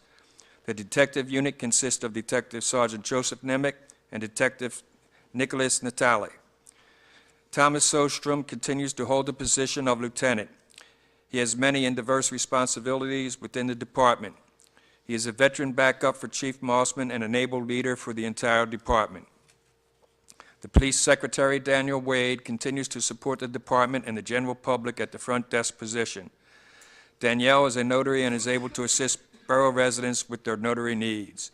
Police clerk and mayor's assistant, Betsy Barth, continues to provide her expertise in the everyday activities of the department. It is the goal of the Phoenixville Police Department to become one of the very few accredited police departments in Chester County. To that end, Sergeant Brian Marshall was assigned the duties and responsibilities of accreditation manager. There is an incredible amount of work needed to become accredited, and it is our goal to achieve this coveted status by early 2014. As always, I encourage members of the community, borough administration, and the Phoenixville Borough Council to direct to my or Chief Mossman's attention any questions, comments, concerns, or suggestions that would be aimed at improving the quality of our police services. All items will be thoroughly explored and fully examined for feasibility and adaptability to the diverse needs of this community. I look forward to the opportunity to work with Chief Mossman, and all the excellent officers that make up our police force, as well as Borough Council and administration in the upcoming year. Respectfully submitted, Michael J. Speck, Mayor. Also, Mr. President, we'll have a copy of this on the website, and we'll have a copy at the front desk available for the public to review. And I have one other issue. Our part-time secretary obtained a full-time job and is resigning this Friday, February 14th. We're in the final stretch of our accreditation process, so at this time, it is my intention to replace her right away. Thank you, Mr. Mayor. Any questions for the mayor? Seeing none, we'll move on to the manager's report. Just, Mr. President, got a couple of things. One, I think I mentioned in the past that we have a pension board that meets on a monthly basis that reviews both our police pension and our non-uniform pension plans. We typically have two persons from council. I know you sit on that. We still need a second person. So if you can address that at some point. They meet monthly. I believe it's on a Thursday, and it may be as early as next week. But we meet at 11:30 on a Thursday, once a month. I think it's the third Thursday. Yes, we have, the next meeting would be the 20th of next Thursday.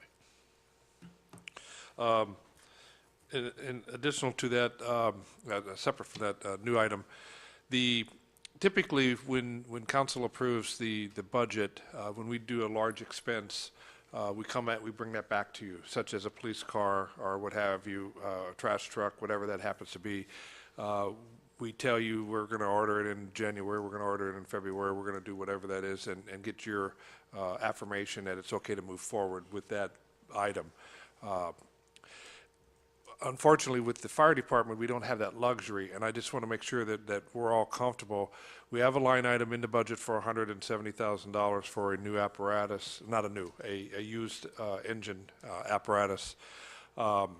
They have already gone through and cited one vehicle. It turned out that vehicle wouldn't work for the needs that we have here.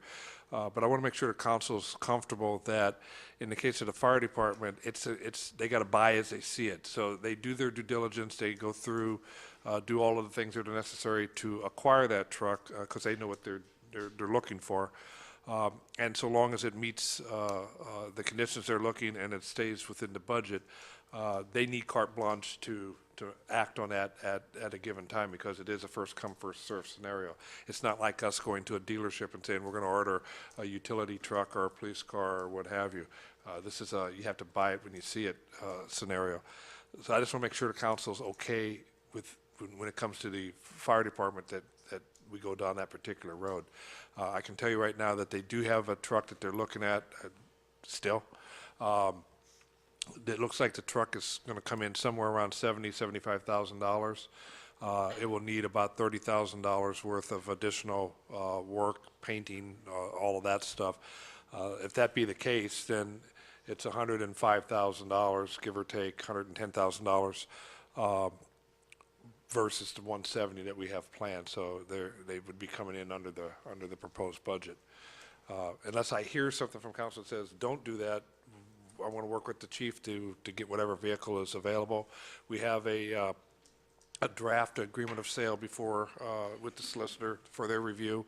I'm working with Allison to make sure that the appropriate language is in the agreement of sales, and we move it forward. Mr. Bowers? So, when we I thought it had discussed in the past about purchasing, say, we were looking for a lift truck to do street lights. One avenue was to go through auction, we thought, but it turns out auction wasn't an avenue we could take because you weren't competitively bidding. That would be the case with our general fund budget. but because it's the volunteer fire department, and all we're doing is we're providing them additional funding for them to do their job. It's a different scenario because they're able to go out and do that. Unlike us, we have to go out and go through the competitive bid process. That's the difference.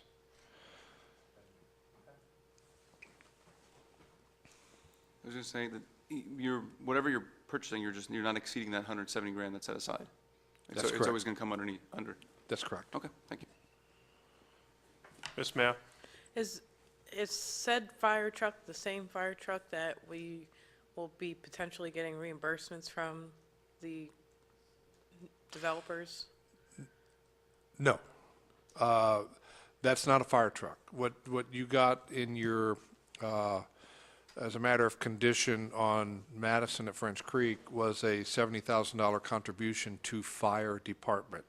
So the fire department has the flexibility to use that for whatever purposes that it needs. And that's pretty much the way we handle those things with any developer, is they're adding capacity, they're adding need, and so it's not definitive. It's a contribution to the fire department, recognizing that they're adding to the potential issues of a new 3-story building or what have you.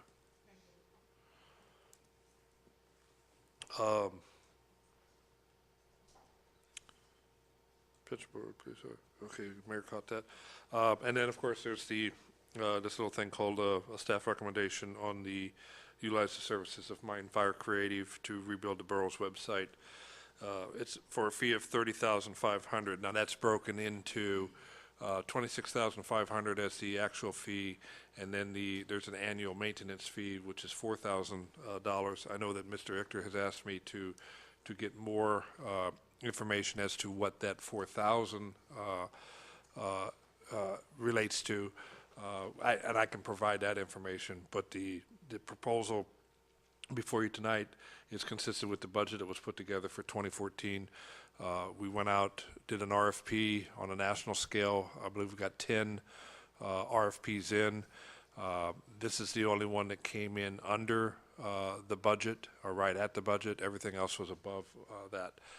In your packets, you would have seen, I believe I sent Mr. Perednik a packet with 4 of the proposals, albeit I was a little slow in getting it to him. But we did the review process. We've listened over the last 2 years from a lot of different persons. Ms. Dugan knows we've tried a couple times to put it into the budget, and kept getting additional information. We finally were able to get council to agree with it going into budget. We're ready to move forward. We're gonna we'll walk through this process with everybody, but I want to make sure that if this gets approved tonight, that we're going to be in a listening mode. We'll run it back through the Economic Development Committee with updates until the thing gets processed. That's the way I'd like to do that. I certainly don't need any more committees and meetings other than what we've already got. So that's what I would like to see, if that's possible. Thank you, Mr. Craig. Ms. Mayo? Make a motion to approve the staff recommendation of contracting with Mind Fire Creative to rebuild the borough's website for the fee of $30,500 per the manager's memo of January 28, 2014. Second. Motion by Ms. Mayo, second by Mr. Dalton. Discussion on the motion. Mr. Perednik? I promise as the last statement I'll read for the night. So I greatly respect our borough staff and their investment into this project. I am in no way looking to micromanage. However, IT contract is one of my areas of expertise, and that I have dedicated my career to. We are not building a website, but rather a platform for our borough staff and fellow neighbors to communicate. It should be a platform that encourages transparency, collaboration, and the sharing of information. This is a completely different focus than a real estate storage site or a utilities company. Every sector has their unique needs. As the website memo points out, both Mind Fire Creative and Miller Design are local. However, neither have civic experience. Mind Fire Creative deploys a custom CMS, which will be an underpinning and the linchpin of the platform. will be locked into their proprietary format along with our data.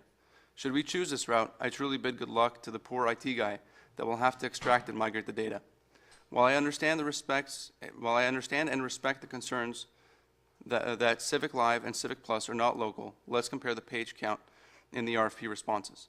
Mindfire 26,010 pages, Civic Live 32,076 pages, Civic Plus 44,061 pages, Miller Design 40,013 pages. This alone should be an indicator that there is more involved in a civic site than the local companies are proposing. We should choose what's best for our borough in the long term for technology, just as we do for land development. So I ask my fellow council members, would you choose a local developer for a kids' park when they have no experience with playgrounds? Or a local developer for a water treatment facility when they only build row homes? I'd like to make a motion that the decision be tabled until the submitted RFP responses can be fully studied and an educated decision can be made by council next month. Thank you. On the motion to table, Second. motion, I don't believe there's any discussion on a motion to table. You just have to take the vote on the motion. Okay. All those in favor of the motion to table, Mr. Bauer seconded. All those in favor of the motion to table signify by saying aye. All those opposed, nay. I believe it's, yeah, let's have a roll call just to clarify that.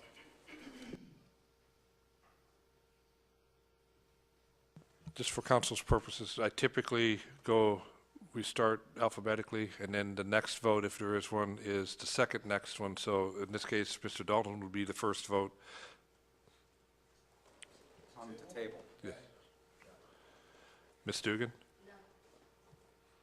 Mr. Richter? Yes. Mr. Kuznar? No. Ms. Mayo? No.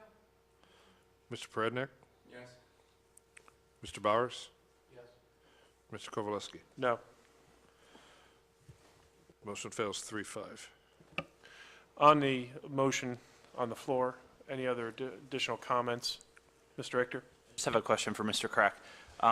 Not having a chance to really look at the RFP since it wasn't in the packet, did Mindfire give any additional websites that they had performed that we could take a look at? I'm just interested to see what maybe it's not a $30,000 website, but just some of their work, if possible, please. They literally just finished Upper Providence in, right across the river. And that site's live. That site is live, correct. Ms. Mayo? Can I just add, as I did in committee, that although it shouldn't make help anybody's decision, but Bob Kropp at Mindfire Creative has done numerous projects in the borough. Most of those signs that come through Hart, but also more recently he's done the Phoenixville Food Festival website, updates, marketing, so on and so forth, at no additional cost to the borough at all. So just wanted to put that out there. Well, I can respect that. Our decision should not be based on past experiences and favors done by a vendor. And building a food truck site is not a civic site. There's a huge difference. Okay. Any other comments on the motion? Mr. Bowers? When these RFQs first started, I know that, and this is my field at all, but one of the vendors that quoted provided quite an extensive process map that I presume any company, competent company in that field could pick up and replicate the system that was built. Is Mindfire going to be providing such a comprehensive process map that would allow some vendor down the road to understand how this site was constructed? The answer is I don't know that specific question. What I'm saying is that we have faith that they can do the work. We have had probably 4 or 5 different on-site meetings with them in previous years before we even got to this RFP. You may recall that we've actually brought them to the table 2 or 3 times in the past because we've had good communication with them. I get all of the other issues. If you want to pay $44,000 for the additional work from Civic Plus,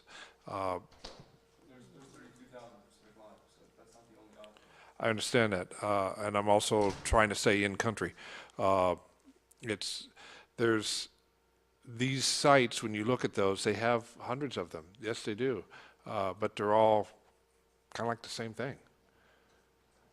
We're not, keep in mind, we're not Chicago. We're not LA.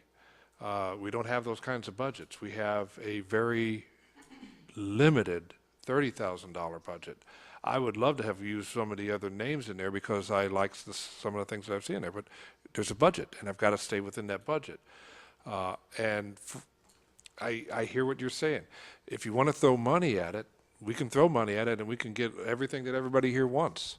But that's exactly what you're going to do. You're going to pay for that. We are not getting a Civic Live website. I know that.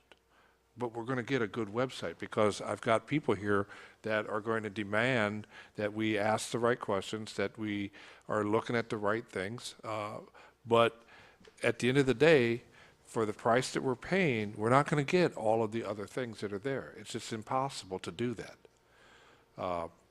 You know, I touch on this with a little bit of sensitivity, is in the process of managing the organization here, everybody here has a day job, including me. I get what your day job is, but your day job is your day job. When you come here, it needs to be policy and help us run policy. That's what you do really well. If I have to deal with all of these expertises in what you do in your day job, we're never going to get anyplace. So I hope you respect what I just said. There is a fundamental need to continue to do work, and I do that based on budget, and I do that based on your policy to the best of our abilities. Any other comment on the motion? I just want to say one thing. I'm in no way questioning the borough staff and the borough's decision to do things or trying to micromanage. That's why I started the statement off clearly.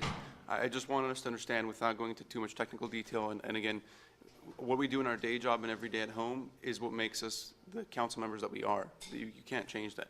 I understand leaving our experiences at the door, but that's again who we are. I just want to remind council that it clearly states a proprietary CMS format.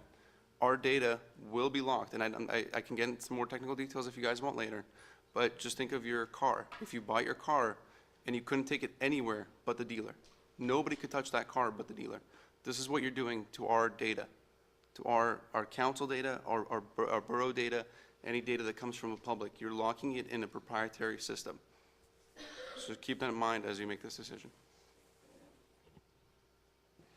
Any other comments on the motion? Seeing none, why don't we do this as a roll call? Were we voting on it yet? It's been a while. We're voting on to accept staff's recommendation to have Mindfire Creative build a website. So now we start. Mr. Richter? Yes. Mr. Kuznar? Yes. Ms. Mayo? Yes. Mr. Prednick? No. Mr. Bowers? Yes. Mr. Kowaleski? Yes. Motion passes 7-1. You missed it. My eyes crossed into the other column. I'm sorry. Mr. Dalton? Yes, please. I'm so, I am. It's okay. It's still 7-1 though. Still 7-1. Anything else? I'm embarrassed. Nope. I'm Okay. done. Toast. Yes, Mr. Yes, Mayor? Mr. President, I'd like to amend my mayor's report. I forgot to mention that Councilman Kuzner and myself attended training from the Pennsylvania Municipal League in Harrisburg for 2 days. And in addition to building a healthy relationship and, exchanging good ideas, I thought it was very beneficial that we had classes like on insurance, labor negotiations, pension, the use of the social network, Right to Know. So like I said, I enjoyed spending the quality time with Councilman Kuzner, and money well spent. Thank you. Before we go on to the co-director's report, I just want to echo Gene's comments regarding the pension board. If anyone is interested, I really do, we need to appoint the second representative. It's very important that we have 2 representatives from the non-union, or the non-uniformed union staff, 2 members from the police, Gene and Steve from the borough, and then 2 members of council. And it's good to have representatives of council on that so that there's a back and forth of information. So if anyone is interested, please let me know so that we can make that appointment. Moving on with the agenda, the co-director's report is in the packet. Public Works Director is in the packet and is. Actually, you did not get the co-director's report. She was sick, and you did not get the Public Works Director's report. What? So they're not in your packet, and I apologize for that. I got those today. I thought I saw them in there. My apologies. There was a plenty of others, but not those. Okay. Mr. Kowalski. Yes, Mr. Richter. I just have a question, since Mr. Watson is always here to the bitter end. I'm just wondering how our snow equipment and, more importantly, our guys are holding up with all the action that we've had lately.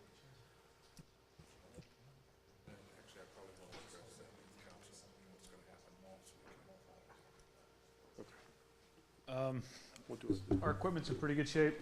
We lost one of our V plows last week, our last storm, but we have a spare that we're going to work off of. The guys are doing fine. They're used to this. Yeah, I think after the storm, it might be take a little toll on them, but they're holding up well. And we are okay with salt. Our bins are full at this point, and we'll have to see how much ice we have. So. Thank you, Mr. Watson. The fire chief's report. That one was in the packet. Finance director's report. I better double check. Fire department liaison. Was no meeting. Executive session, which I believe we need for the purposes of litigation. May I ask a question before we adjourn to executive session? Absolutely. Is it really necessary to make poor Brian and the chief wait here all the way to the end? I always feel so bad for him, even though I've talked to Brian. Huh? No, I mean, like, can't we put their reports on the beginning of the meeting so that they don't have to stay here this entire time? I mean, I've talked to Brian before about it, and he's like, oh, don't worry about it. But seriously, it's got to be awfully boring for them. You ratted look, me I'm out. trying to cut you out a few hours early, okay? I mean, I just think that that we could move them up to closer to the beginning of the meeting so that they don't have to stay here this whole time. That's up to council and how they want to schedule the agenda. Actually, I think it's up to you.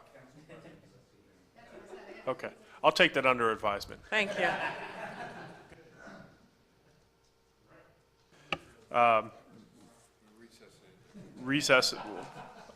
Recess into executive session. Do we plan on that? We may have to come out and vote on something, so I asked our crews to stay here.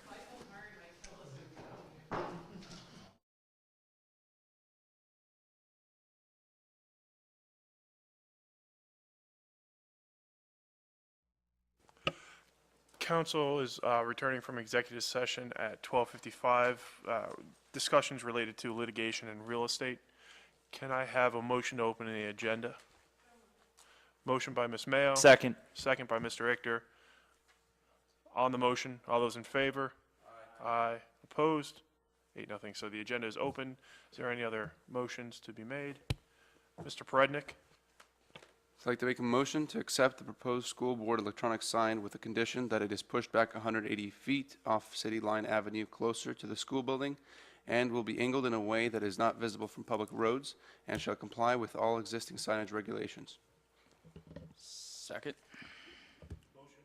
Motion by Mr. Perednik, second by Mr. Kuznar. On the motion, any discussion? Seeing none, all those in favor? Aye. Aye. Opposed?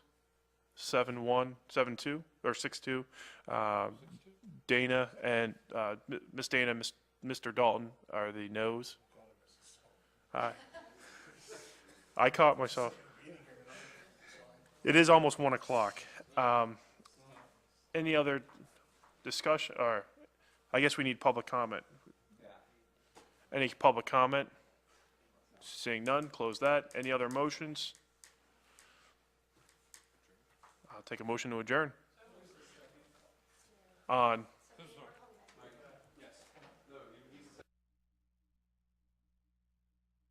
Thank you.